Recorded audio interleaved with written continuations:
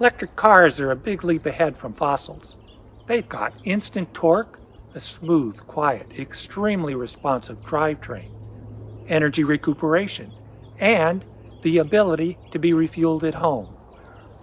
But if you're the driver, the most revolutionary aspect of EVs is almost certainly one-pedal speed control. One-pedal driving is simply the control of both acceleration and deceleration, speed, with a single pedal.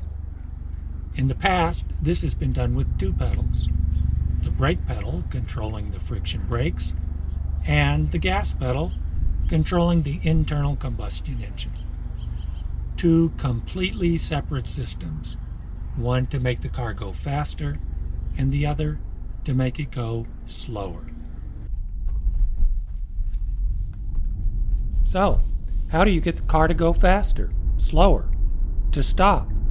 With the one pedal. It's really simple. Much simpler than shuffling your foot back and forth between two pedals. Push the pedal in to speed up and let it out to slow. Mind you, usually not all the way in and not all the way out, unless you want to slow down quickly or when coming to a complete stop. This illustration shows that the more you push down on the pedal, the more power you're sending to the motor. The more you lift off, more of the car's kinetic energy is used to spin the motor, which then functions as a generator, thereby slowing the car. The motor generator converts that power to electricity and sends it back to the battery. Okay, so somewhere in the middle of the pedal travel, there will be a point where power is neither flowing from the battery to the motor or back from the motor into the battery, neither acceleration nor deceleration. If you hold the pedal in this position, the car will coast, although not precisely that because you will still be controlling the car's speed. It's not like sitting in your little red wagon flying down a hill to no uncertain fate. Pulling back further on the pedal starts to reverse the magnetic forces in the motor, creating drag that slows the car. The more you lift up on the pedal, the stronger the drag. Unlike a fossil car's gas and brake pedals, the action of the pedal is not determined by its position alone. The car's computer also factors in the car's speed and whether you're pushing down or letting up. So if you're stopped and you just begin to press down on the pedal, the car will accelerate. But if you're already driving and you pull back to that same position, the computer will configure the motor to decelerate. But just don't think about it. You use the pedal to let the computer know what your intentions are. The computer then factors in all its sensor readings and controls the motors to make that happen instantly. But don't overthink this control mechanism. Just drive the car intuitively. The pedal controls the speed. Push down some to go faster, let up some to go slower, or just change the pressure to maintain whatever speed you want to go. It's seamless. There's no shifting your foot from one pedal to another to inform you when you go from acceleration to deceleration. Electric drivetrain's instant response means a light touch on the pedal is all you need. Subtle movement with your foot, often just a slight change in pressure, gives you an immediate, precise speed change. After you get used to it, you almost just have to think it. Of course, mashing the pedal gives you light speed.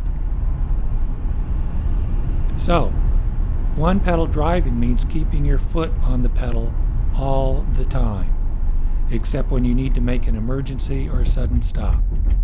But when you're driving, keep your foot on the pedal all the time as you would when driving a fossil car on a highway. Say you're driving a fossil down the highway and want to increase your speed a little. You would ease down on the gas pedal. you want to reduce speed a little, you don't use the brakes. You just ease out a bit on the pedal. That's exactly how one-pedal driving works. Except that one pedal takes you from 0 to the maximum speed of the car, up and down.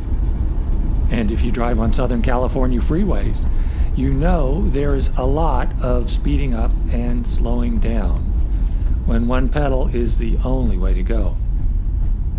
Now, you wouldn't stomp the pedal to the floor to increase speed a little, and neither would you pull your foot completely off the pedal if you just want to gradually slow. But until you lose your old fossil habits, you just might lift full off the pedal when you only want to coast or slow a little. It'll take a couple of weeks of daily driving one pedal before you can break old habits. And the longer you drive one pedal, the more natural it will become. One pedal is nice for straight line driving, but particularly advantageous when going around a turn. With two pedal, you're shifting your foot back and forth. With one pedal, you control the speed continuously and smoothly through the corner. Approach, turn, accelerate back up to speed. So you'll get through the turn much faster. No lags or lurches. Your foot never leaves the pedal. Remember, driving an EV with one pedal is all in one mode. When you drive a fossil, your mind is managing 3 modes of driving. 1, pushing down on the gas pedal. 2, foot off both pedals, means coasting with some engine drag, so no control over the car. And 3, pushing down on the brake pedal. So, if you have your magnetic braking on a strong setting, like the B mode in some EVs or standard in Teslas, that doesn't mean magnetic braking will be strong whenever you engage regen by lifting off some on the pedal. When you're cruising along, you very often will be driving with little or no power, either being used by the motor or being generated by the motor.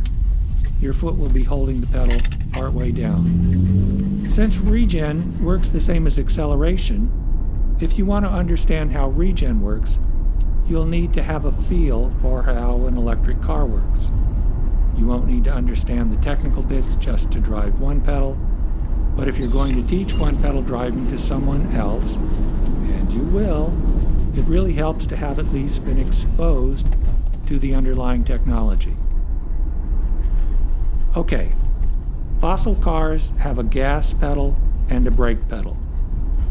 Pushing on the brake pedal creates hydraulic pressure, which forces a brake pad against the brake rotor, generating heat and a lot of toxic black dust. You can easily explain it by simply pointing to the friction brakes. They're physical.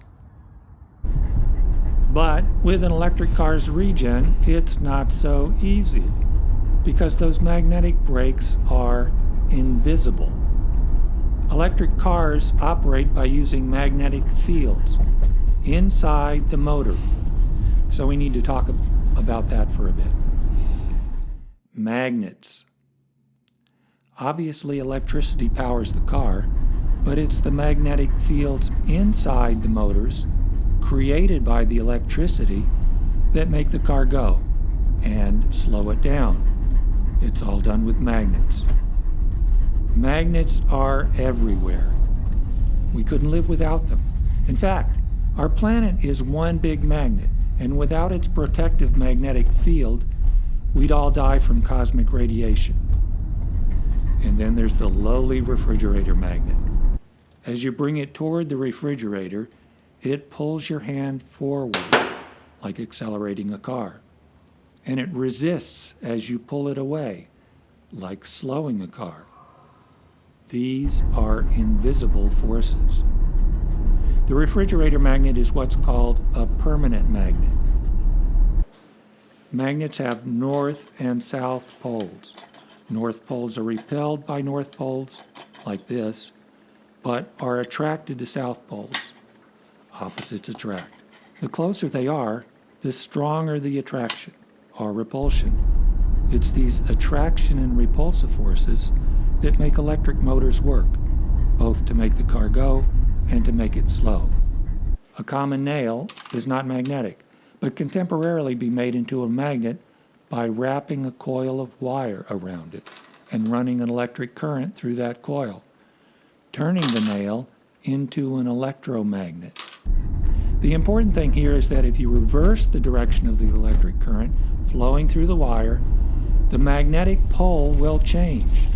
North becomes south, and south becomes north. If you keep reversing the direction of the current, you get alternating current, AC, what your house has. Electric motors work because of this alternating current and electromagnets.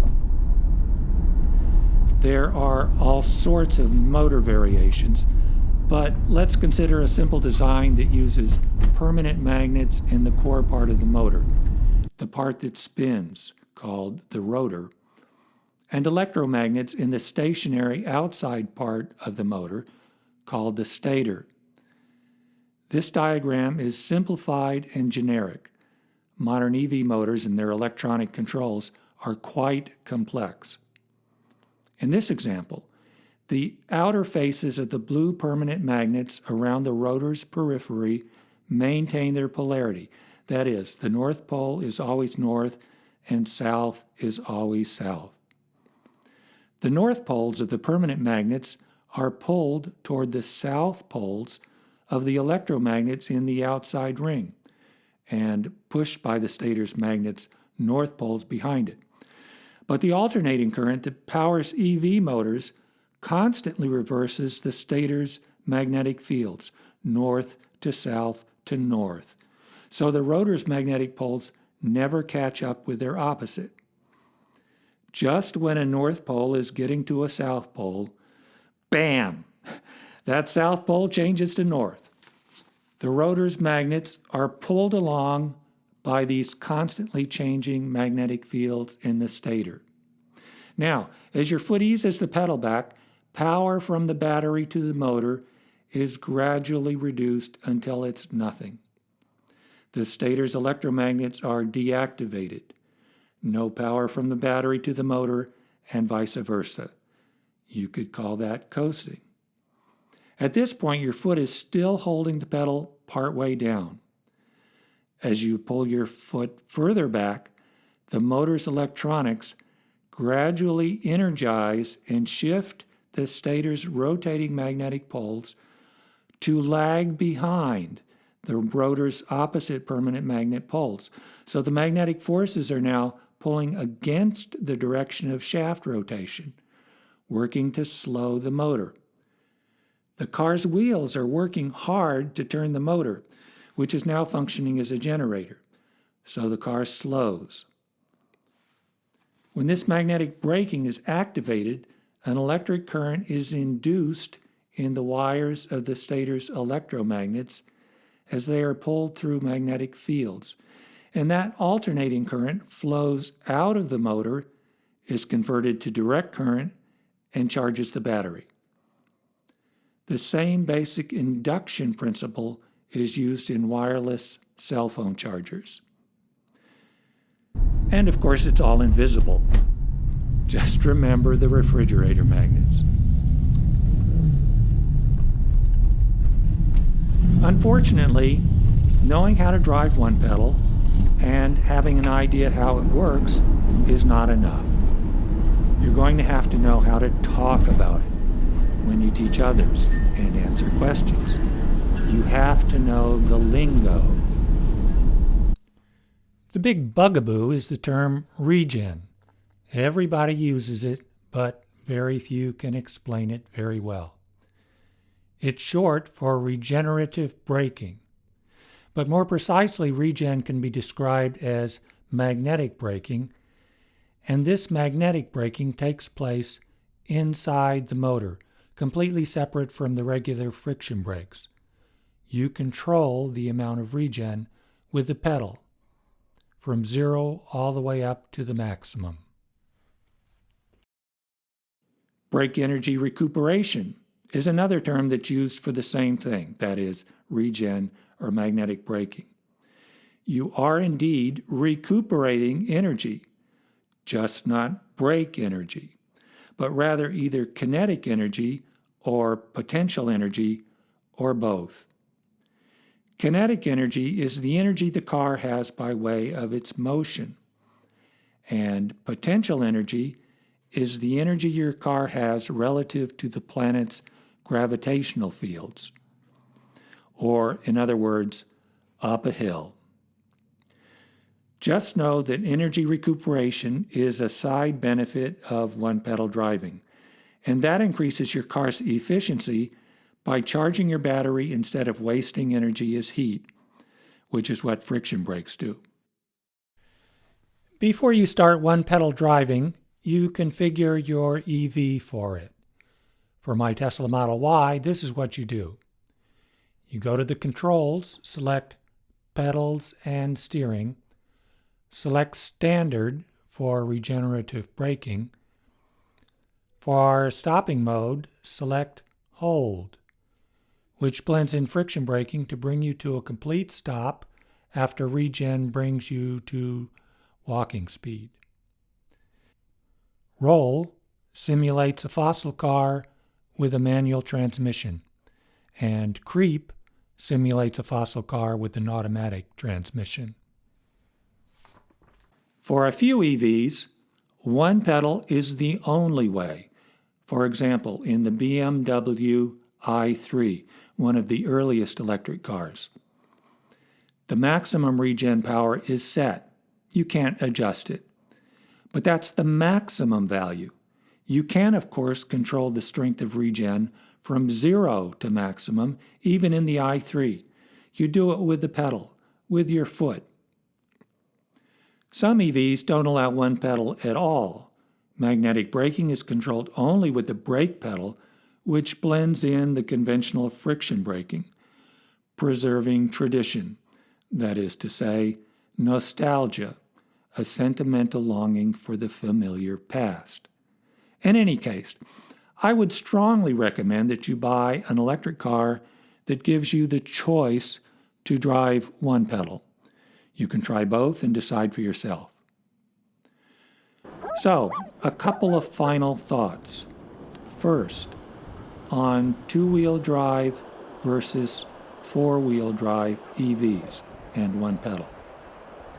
Slowing down is important.